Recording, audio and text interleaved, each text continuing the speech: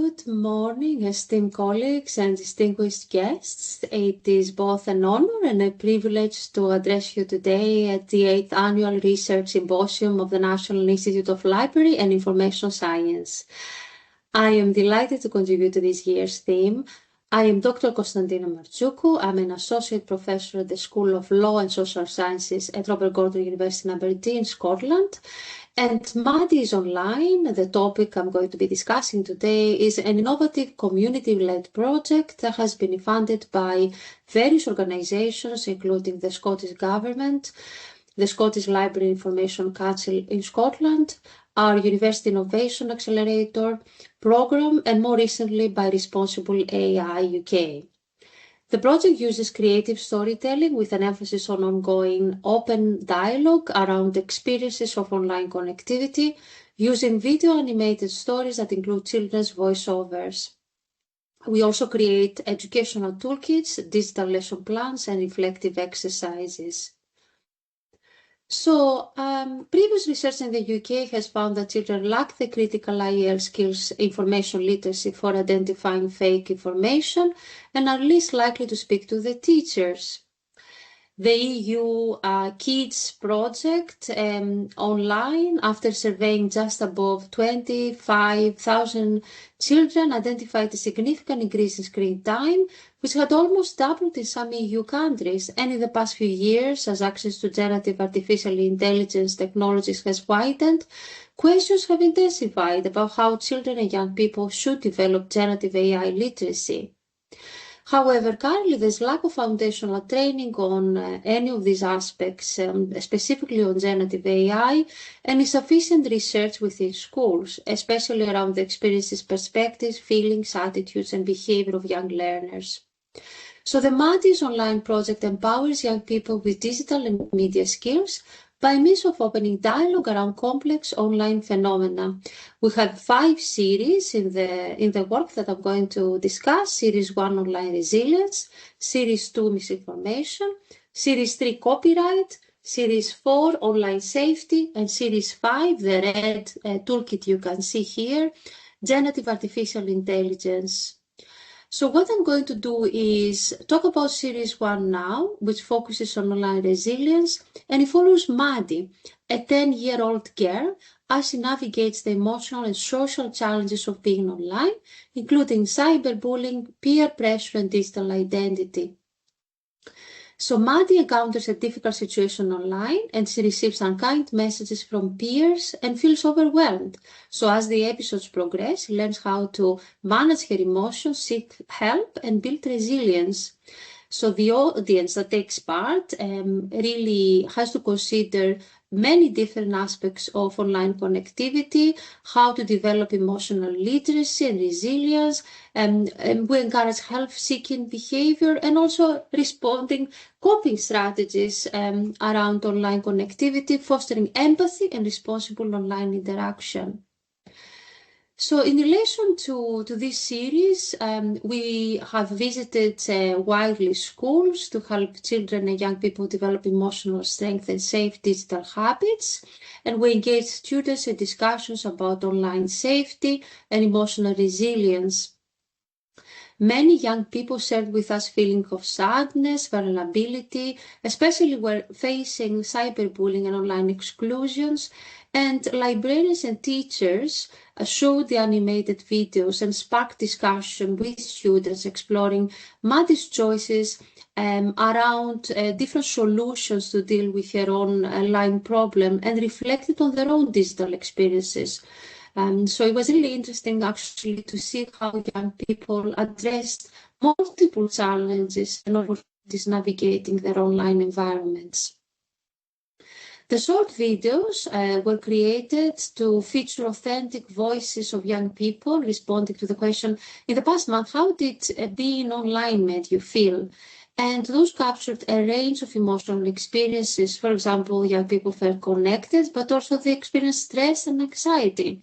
So you can see here some of the cartoon characters that were created. For example, One young people said to us that they felt that they were addicted to their phone.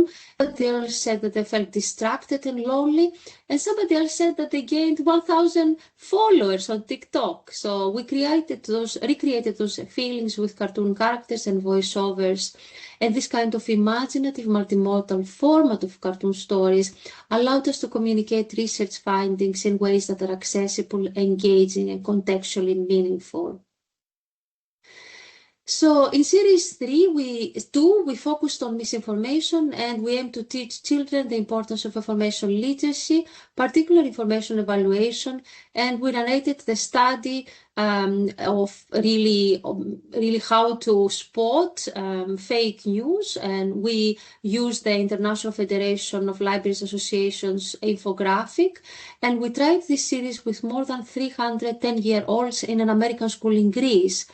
So again, series 2 empowers information literacy and encourages students to evaluate online content, critically exploring different criteria for evaluation.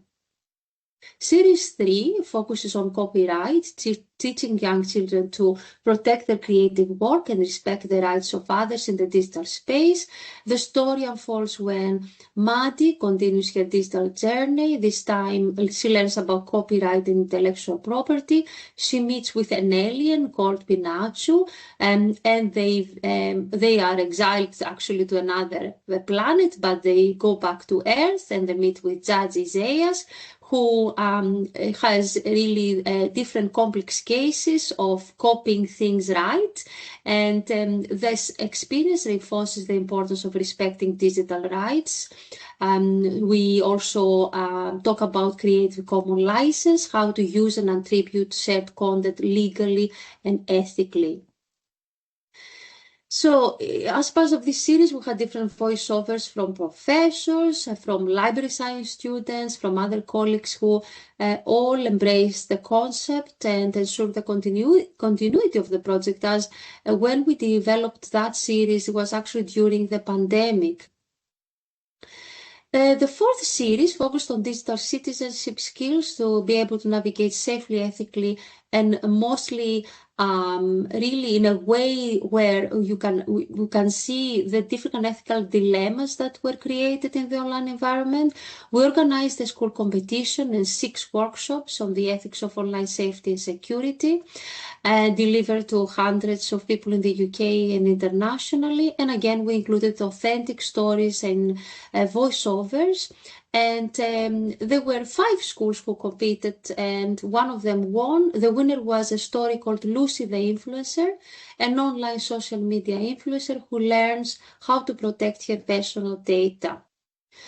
The last series we have recently developed is Generative Artificial Intelligence, and it was a project funded by Responsible AI UK, and is really dealing with critical thinking, ethical awareness, and digital literacy that should be developed in the world of AI.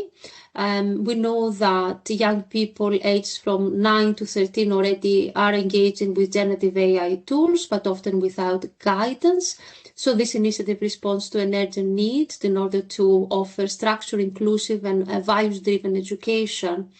The themes include data privacy, prompt engineering, bias, misinformation, and responsible use. And we aligned this work with the rights of the child as part of the UN Convention, and also we addressed UN Sustainable Development Goals. The co-creation of animated video cartoon stories was done in a way that incorporated the empirical data that we collected from schools via focus groups and via the actual activities that young people engage with. So it was really, the project contributed to the pressing need to equip children and young people with key media and information literacy skills related to generative AI, focusing on Article 17, human rights, children's rights. On every child has the right to access reliable information from a variety of sources, And Article 16, every child has the right to privacy, and we consider those from the lessons of media and information literacy. Also, we see an example where students prompt the AI tool to create an image of health, well-being, and pregnancy, but instead they got an image of a witch flying on a broomstick. And this sparked discussion about creativity bias and gender representation in the outputs of AI. Another example you can see here with a man who is homeless at the right-hand side. This topic was on end poverty in all its forms everywhere. And again, students got this image of a man depicting tall buildings and US dollars in his box. And they were able to identify the bias, the US bias. So the verbalizations of participants involved a lot of dissatisfaction with the images. And they also got various distorted faces and random objects in the generated images. But they were able to identify bias and misrepresentation, cultural bias specifically as well. And we got them to really articulate those, and you can watch the videos to see some of the voiceovers. But these prompts here on this example show as well images and experiences that were shared into the cartoon story, and they served as a metaphorical replication of students' concerns around gender bias and misinformation and inclusion. And you can see here one of our young participants saying, look, all the girls have high heels. What if I want to wear trainers and jeans? They all look like people made from modeling clay. And on the left-hand side, you can see different definitions that were given around AI from our focus groups. And we incorporated this into the cartoon stories as well. And here you can see a dialogue between two cartoon characters, Craig and Anna. And in fact, one of our young participants said they used an AI dating app, so we incorporated that in the story. And we got Anna here to express curiosity, but also ask quick questions about the appropriateness of using an AI dating app, which is actually aimed at aged 17 and over. And so this aimed to really engage young people with the safety challenges of generative AI and reflect on digital boundaries and platform policies, but also the importance of age verification and overall online safety.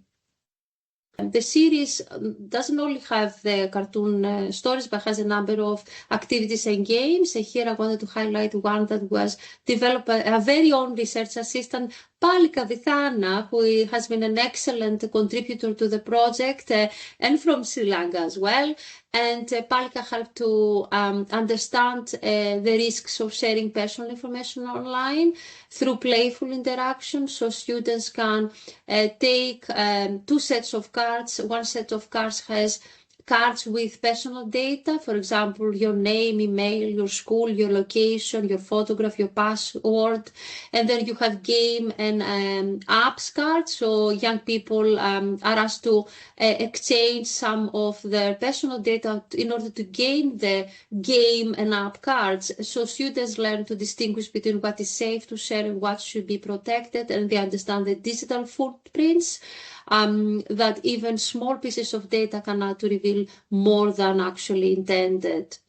And key takeaways of this, I would say that children's interactions with AI revealed a complex blend of opportunities and vulnerabilities. One important I want to highlight is humanizing the AI, how we can blur the lines between machines and people, and how important it is actually to teach young people about recognizing emotional over-attachment, where children on AI use AI for comfort, validation, or companionship, but they need to recognize that these interactions are not real-life relationships or interactions, and that they really should have opportunities for genuine social development.